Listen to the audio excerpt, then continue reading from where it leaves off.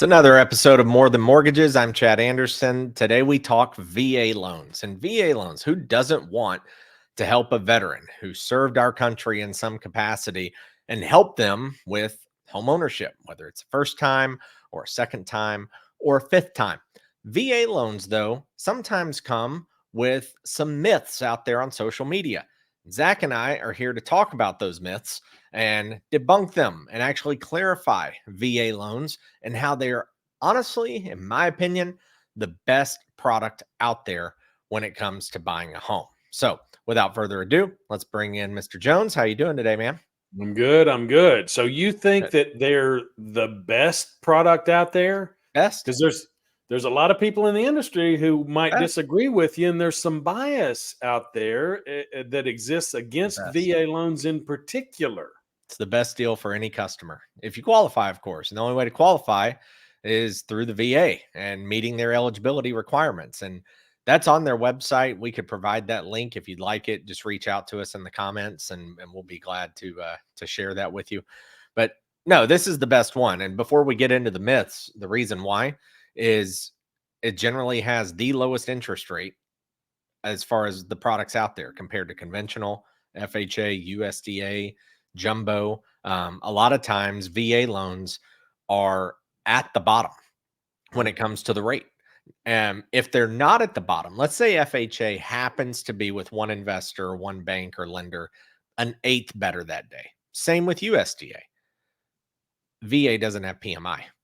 So when you factor in PMI monthly, then FHA and USDA, which both have PMI, are going to end up with a higher payment than what VA does. So when you can get 100% financing, Zach, with no PMI, slam dunk. And it's the lowest rate out there or tied or right there with FHA and USDA. So the lowest payment out there, slam dunk. No questions asked to me. So why is there all this bias about VA buyers and their ability to secure financing? Why is if you had two equal offers come in on a housing listing, a house for sale, one of them is a conventional with 10% down, and one of them's a VA offer. They're equal in the offer price, equal in the terms. Why would someone choose a conventional over a VA and have some implicit bias against that buyer? It's because myths. Myths. These are old Yeah. ideas about I don't even know, man. I can see a smoky old crusty real estate office from 1986 and people sitting around drinking endless pots of coffee and smoking cigarettes talking about how awful their last VA deal was. Maybe that's where those old myths persist and they have a life of their own and they keep being perpetuated. It's like so untrue from our side as lenders. Conventional loans have this stereotype that it's an A+ paper borrower. That's a lot of what it comes down to. People see conventional and they think strong buyer. They have no idea about the buyer. They just think that.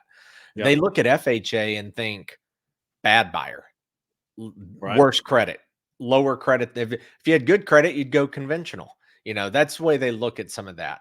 FHA comes with problems or bad credit or delinquent credit history or higher debt ratios or things like that. People look at VA and I swear I think it's more the unknown. I really do. Like VA to Big me, government. I think government. Yeah. And I think they just look at it as the unknown. And they, like you said, they sit around and they moan and complain. And you know what about one deal that went sideways that, the appraised value would have come in low if it was conventional too, guys, or something about a repair on, broken glass in a window or something like that. Is the reason. And it's just so far fetched. VA, I never have issues with them. I love them. They're also just one of my favorite because they're not hard. And I guess I love that because other people being afraid of them and I'm not. So my confidence in them. Yeah. I'm like, yeah, come on over. Water's warm. We're get good it done over here. Yeah. Just keep it going. So let's hit some of the highlights here. So what are the biggest myths about VA loans that we hear and we encounter? And then let's bust a few of those. All right, so let's bring them up here. Let's start off at number 5. We'll just work our way from the bottom up. So there's no loan limit on VA. And this blows some people's minds, Zach. But at the end of 2019, there was a new uh, piece of, I don't know if you want to call it legislation or just guideline, whatever you want to call it, a new rule went into play. And I'll let you break this one down, that says, hey, there's no loan limit if you're wanting to buy a home using your VA benefit. So we used to have in the industry, and we still have VA county loan limits. So they calculate a loan limit based on census data and publish that every year. Um, it doesn't have the same importance that it used to, because we used to be limited, and then we started getting into making down payments and so forth on those loan limits. Now with the new ruling, a relatively new ruling, there simply aren't any loan limits. So if I had a veteran that wanted to come in and use his VA benefit to buy a $2.37 million home with 100% financing, what would that down payment be? Zero. Zero. Zero Zero. on the VA. Yeah, Zero. that's the great part. 100% financing on what we would consider a jumbo or a super jumbo loan amount. 100% financing. So Yeah. that the loan limit only comes into play when you have a veteran who is trying to get two VA loans at the same time, which a lot of people think is not possible. But that's where the loan limit comes into play. And so VA still expresses county loan limits, but we're firmly in the, gosh, that looks too good to be true not to have a loan limit at all on 100% financing, but it is on VA loans. The rule just hasn't been around long enough. It's not seasoned enough, because it's only 4 years old, and that's the difference. Is that Right. the VA loans, again, there is no loan limit as long as it is your one and only. Doesn't have to be your first VA loan, but it has to be your only VA loan. You have to have what's called full entitlement, and then you don't have a loan limit. So yes, like Zach said, you could go buy a $2 million home and have 100% financing on that mortgage. That is an option. So let's move up to number 4, which is you can only have one VA loan at a time. That is a complete myth. Zach, tell us about bonus entitlement. Well, so bonus entitlement exists if you qualify to utilize your VA benefit on a second home purchase. This is not for a second home or a vacation home or an investment property, but for a new primary residence. Then you have what's called a remaining entitlement, which is the amount of the VA entitlement or loan guarantee that you didn't use on your first purchase. So what it's a little bit complicated in the way that we calculate it. I've got a VA loan in the pipe right now that is working off of a bonus entitlement, and basically, you can utilize the amount of entitlement that you didn't use the first time as a guarantee on a second loan, as long as you're meeting the criteria for that, and you're going to have to pay in most markets in the United States. I could imagine if you were going from rural Arkansas to rural Oklahoma, maybe you could get away with not making a down payment on the second one, depending on the price of the house. But in most markets, you're going to have a minimal down payment on the second home that you purchase with your VA bonus entitlement. Here's the very simple math on it is you have to know what your county loan limit is, and you'd have to look that up. Now, nationally, it's Right. $766,550. You take the original loan amount, okay, loan amount from the first VA home or home you purchased with VA entitlement. Let's say it was 300,000 6 years ago. So 766,550 is today's county loan limit. 766,550 minus 300,000 is 466,550. So essentially, you can buy with 100% financing up to 466,550. Anything above that number, you have to bring 25% of the difference. Meaning, if you bought something that was 566,550, that's a $100,000 difference. You bring $25,000 to the closing table for a down payment. So That's about the simple math. There are calculators and formulas, and if you get a little more in the weeds on something. But the other piece too is your second loan has to be over $144,000. That's one thing that has tripped people up before, is they either want to put a big down payment, or their loan amount, you got to be over 144. That's the key on the second one, which in today's housing market is not very hard to do. So that's the key. That's it. What Zach was saying though is correct. One thing that's not a myth is VA loans cannot be used for second homes or investment properties. They have to be your primary. So what we're talking about is you bought a primary, 2 years later you want to move to somewhere else, but you want to keep the original home. Perfectly capable of doing that through the bonus entitlement. So let's go to number 3.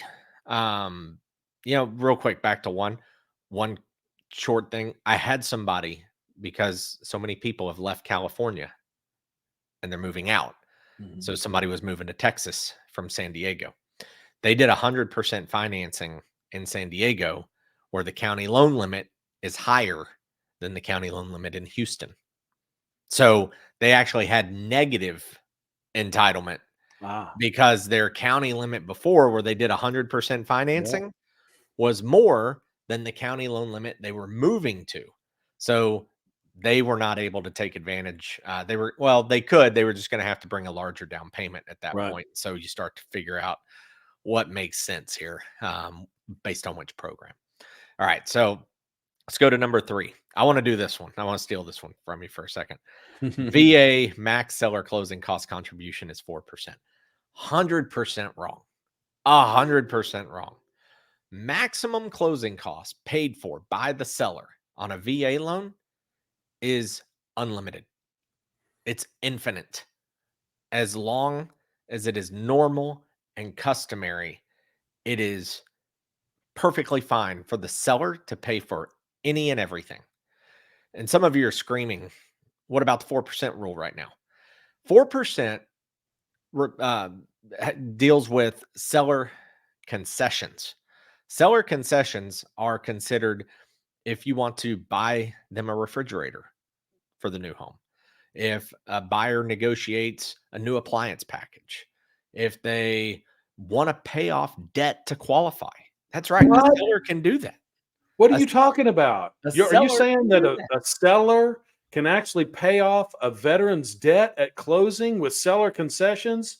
That right there, as long as it's under 4% of the purchase price. That's crazy talk, Chad. So imagine you can't get across the finish line. It's a $500,000 purchase. There's a $6,000 car balance still remaining. Payment's $300 a month. That 300's the difference. Seller can pay $6,000 and pay that car off at closing. That is a real thing.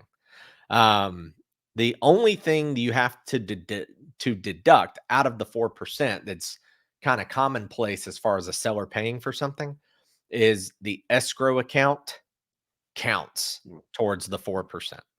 So a lot of people say, well, that always gets paid by the seller if it's negotiated. And so yeah, not always, but it can be, or it's more common. So you got to deduct that out. But whatever's left, seller can pay off debt. They can do, improvements. They can buy you furniture. They can buy you refrigerators, whatever, up to 4%. All right. That one blows people's minds. There are even veterans who are in the mortgage business who don't know the 4% rule. I crack up at the 4% rule all the time. And agents don't know that they can write those things into a contract as seller concessions. So Correct. Very important to know that. Zach, tell us about max DTI being 50% and how it's not gravely really wrong that is. It's not really 50%, Chad. So, in the lending world, we've all got these rules about maximum DTI, and your house payment can't exceed more than 36 or 41 or 46% of your income, and your max debt to income ratio, when you get all your credit card debt put in there, can't exceed a certain number. And the myth persists in the world of VA loans that 50% maximum debt to income ratio is where VA loans go to die. And it's simply not true. VA does not actually have a maximum debt to income ratio. Now, Right. I can imagine that there are certain lenders that impose a credit overlay in the loans that they originate, and as long as they do that consistently with every borrower, they might say, "Well, we're not going to take any VA loans with over 50% debt to income ratio." But that is not a VA rule. VA is much more concerned with a calculation that they call residual income. The residual income calculation calculates how much money a borrower has left over out of their income after they've paid all their bills and all their housing obligations. And so the higher that number goes, the more likely a VA underwriter is going to be to approve a loan. You can imagine that somebody who makes $2,000 a month and has a 50% DTI is going to have very little money left over to pay the same bills as, for instance, a cell phone bill that somebody who makes $10,000 or $15,000 a month is going to have left over to pay those bills. So VA, in some ways, very correctly focuses on residual income as one of the primary risk factors for loans. And they've gone kind of far with it and said, we don't care really what your housing ratio or your debt ratio is. We care about how much money you have to pay your bills after all that stuff is done. And This is there's no other system out there except maybe some little niche products or non-QM products that would take that into consideration. It's pretty remarkable. this is another reason why I love VA loans is because they're simply ahead of the game in this one. Sensible. Because here's the deal, guys. We know, Zach and I know, on a conventional loan, the maximum DTI I can get you is 50.49% on Freddie Mac, 49.99% on Fannie Mae. The max I can get you on FHA is a 56.99 debt ratio and a 46.99 housing ratio. That's it. That's the max. That's as soon as you go over that, it's pointless. You shouldn't even be trying anymore. You should be trying to figure out how to get below those thresholds. VA has no threshold. What they're looking at is they say if you go over 41%, we want to see 120% residual income. They focus on residual income. And that's the beauty of VA because think about it. If I know that I just have to fit you into this box, that doesn't mean you have money left over when it comes for Right. paying off your bills, your maintenance, your utilities, your cell phone, your internet, your TV, your gas, electric, groceries, like all that stuff. But when it comes to VA, that's what they look at. They're looking at household size. They're looking at square footage of the home. They're looking at what's taken out of your taxes. They're looking at all these different things that actually make sense and judging you on what's left over. Think about this. The last thing before we get to number one. You buy a $2 million home or you get a $2 million mortgage and your payment on that thing right now is, I don't even know, but let's just say it's, what would that be?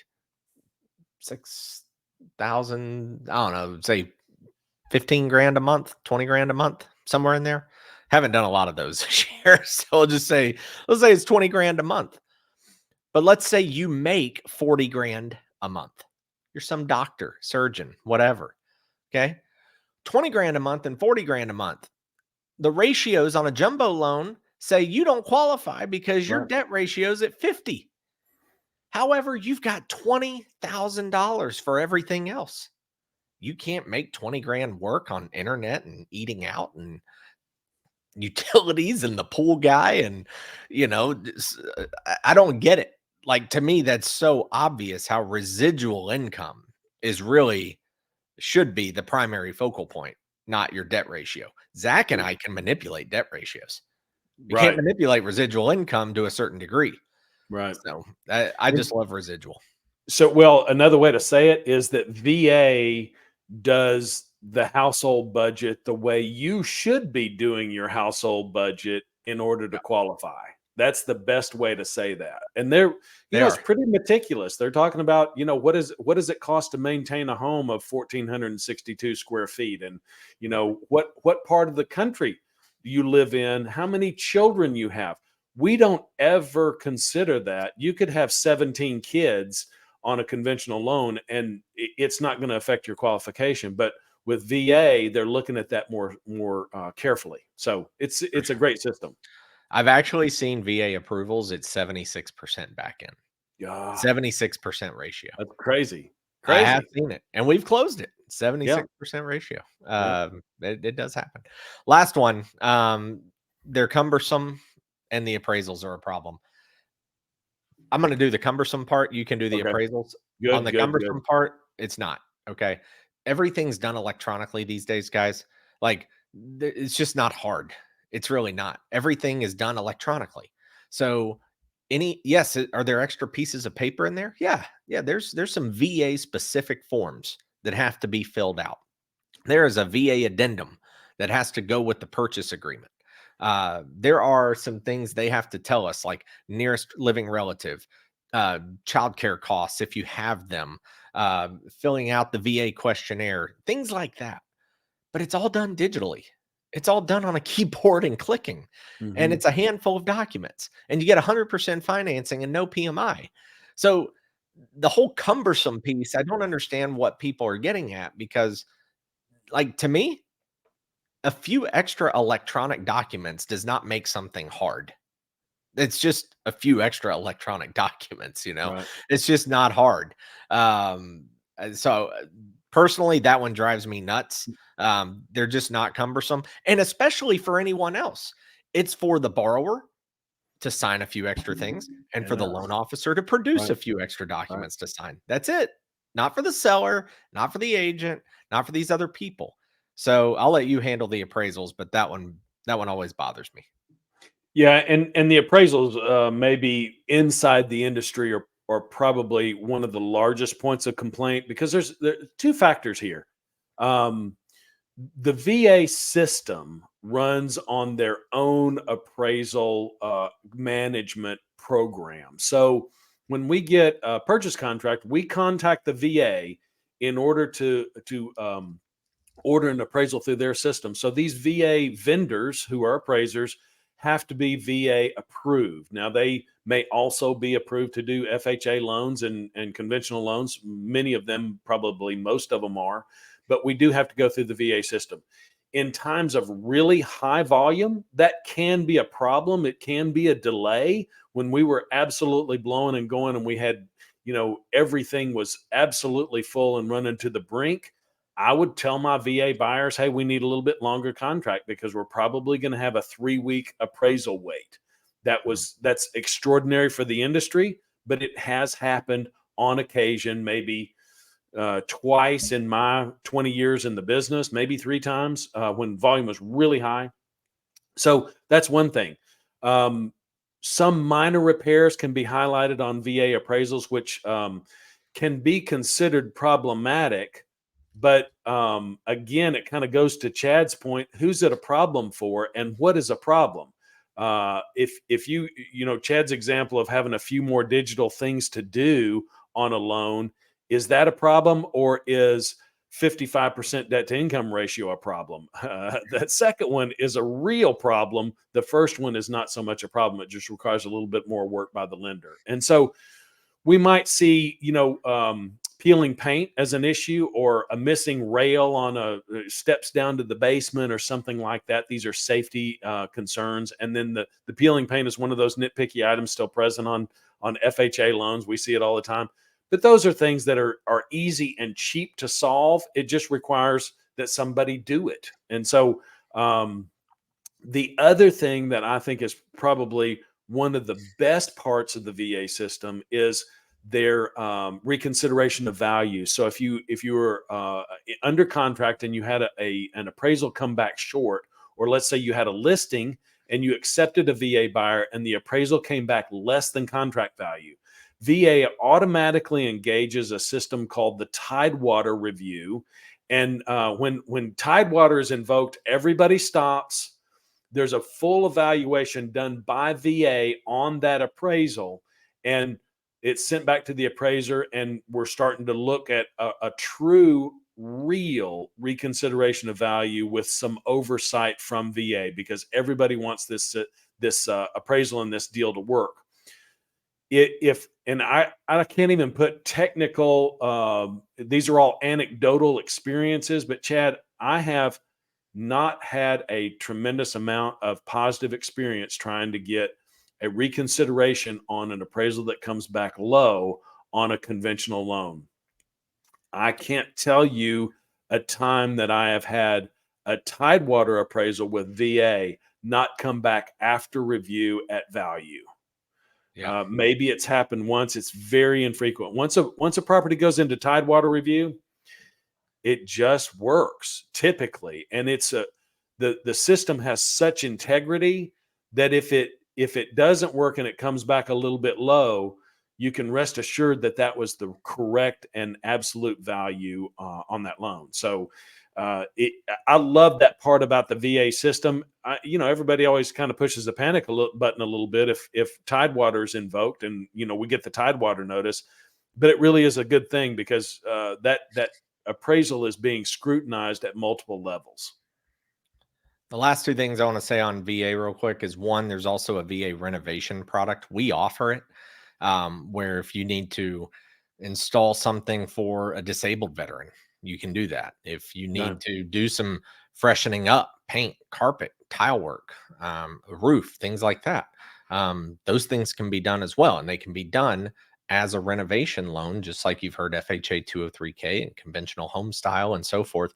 VA has that option also. So keep that in mind. That's something we didn't really hit on because it's very niche, but just still wanted to make sure right, people heard that. And then the last thing, what I love about VA, they actually say that the underwriter is supposed to do everything within reasonable power to qualify the veteran. right. They want you to get the home. They're not looking at it of, okay, who's trying to trick me? Where's where's the landmine? What did they do that they're not telling me? How can I deny this loan? They are supposed to try and qualify the veteran by all means possible within the rules. And I just like that they say that and that they state that because the stereotype with underwriting is they don't do that. And Right. so I just like the fact of even if you have an underwriter who is more conservative or a lender who is and they don't, at least VA kind of stands on that and says, well, you should, even if you run into one person who is a little more reluctant or hesitant on certain things or certain pieces of a file. But And the VA Home Loan Service Center is 100% supportive toward those ends. I have never had a bad experience calling them up and asking a question if there's something that's vague or in that gray zone about a qualified applicant. At pre-approval, they don't even there's underwriters that are available on the phone, and you just call the Atlanta Service Center or the Charlotte Service Center, wherever it is, and they pick up the phone and answer the question, and they'll send you an email that you can send off to your underwriter. yeah, So it's awesome. They really do the home loan system well. They might not do healthcare and benefits and this and that well, but they sure do the home loan well. that'll do it for us. I hope you learned something on these 5 myths. There's really more than just that, but those are the top 5 and things we see and hear a lot. So appreciate you hanging out. Hope you learned something, or at least opened your eyes to something or a situation that maybe you've had in the past, or if you're talking to someone coming up down the road, you'll have a little more insight and intel on some different things about that specific program. So make sure again, like, subscribe, follow, hit the bell, DM, drop it in the comments if you knew about these things, if you didn't know about these things, if you learned something. If you've got a situation, reach out to Zach or myself directly. He's at Zach Jones Loans. I'm at This Chat Is Real. Appreciate you hanging out, and we'll catch you. That was 14, right? So we'll catch you next week with episode number 15. Have a great one. Thanks for joining us today.